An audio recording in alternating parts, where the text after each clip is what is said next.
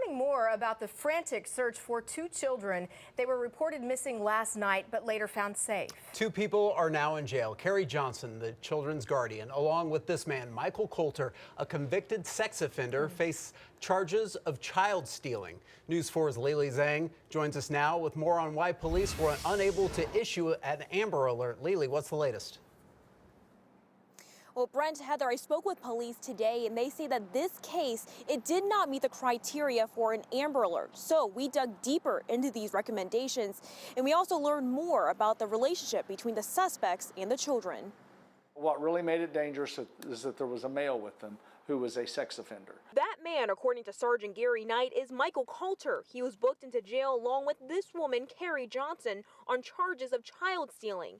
Coulter is believed to be the uncle of these two children, an 11-year-old and her brother. I've seen him a few times. I've talked to him in the convenience store, the little girl. Police say Johnson was a family friend. For about a year, she's had custody of the kids, who are now with DHS.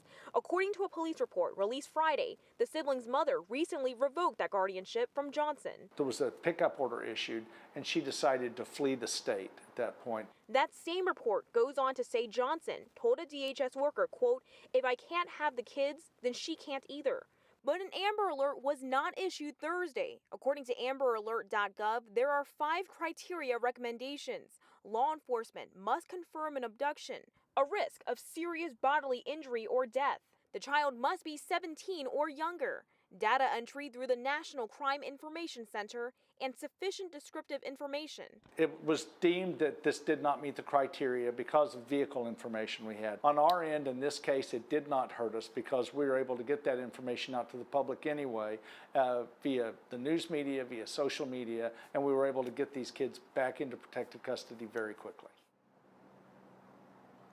And the Department of Public Safety also tells us that another main reason why an Amber Alert was not issued is because this was a domestic situation. We also know that because of this incident, that Coulter is also facing a firearm charge. For now, we are live in Oklahoma City. Lily Zhang, Oklahoma's News 4.